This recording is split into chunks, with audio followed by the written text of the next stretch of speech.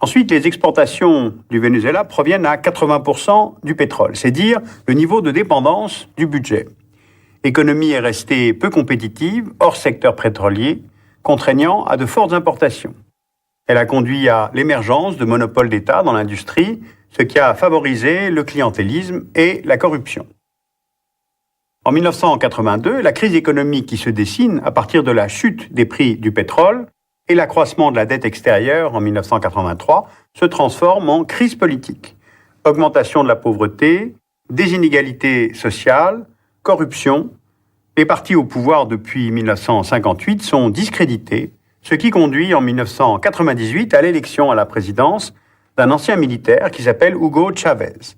Il est plébiscité par les classes moyennes et les catégories les plus pauvres qui se reconnaissent bien dans cet homme politique issu du métissage.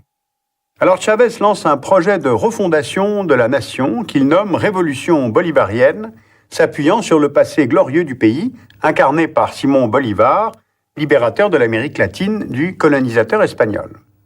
Le pays est renommé République bolivarienne du Venezuela. Il est doté d'une nouvelle constitution en 1999 qui affaiblit les pouvoirs du Parlement et favorise les décisions politiques par référendum. On met en place le plan Bolivar 2000 qui a permis la construction d'écoles, des campagnes d'alphabétisation, de vaccination, des aides aux plus démunis.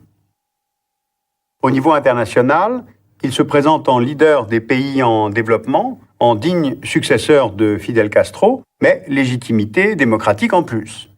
Il se rapproche d'ailleurs de Cuba en novembre 2000, en s'engageant à livrer à la Havane un tiers de ses besoins en pétrole à des conditions avantageuses.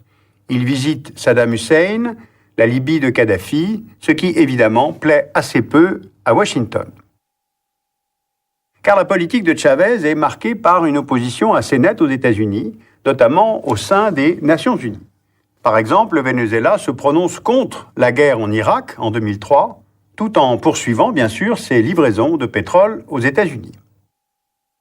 Alors cette opposition relative aux grands voisins du Nord a conduit Chavez en 2001, avec ses voisins colombiens, péruviens, équatoriens, boliviens, à accélérer l'intégration régionale de la Communauté andine des nations.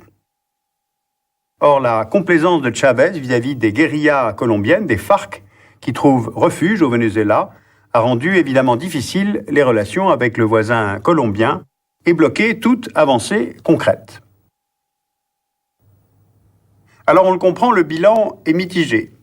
Certains s'inquiètent dans le pays de la criminalité à Caracas, de la militarisation de la société, des nominations militaires au gouvernement, à la tête d'entreprises publiques ou de projets de développement, d'où la crainte d'une dérive autoritaire. D'autres craignent un dérapage vers la violence que la polarisation entre pro et anti-Chavez pourrait favoriser. Alors comment peut-on expliquer la victoire de Chavez au référendum d'août 2004 alors que les transformations institutionnelles que j'ai évoquées ne se sont pas accompagnées d'une amélioration du niveau de vie pour les plus pauvres? Eh bien d'abord, Chavez a pu profiter du doublement du prix du baril du brut entre 2002 et 2004. Cela lui a permis de lancer des programmes sociaux d'urgence. Ensuite, il reste apprécié de beaucoup de Vénézuéliens, avec un discours populiste, révolutionnaire, teinté de références religieuses. Et puis en face, de toute façon, l'opposition ne forme pas une alternative crédible et elle est souvent dans le pays perçue comme corrompue.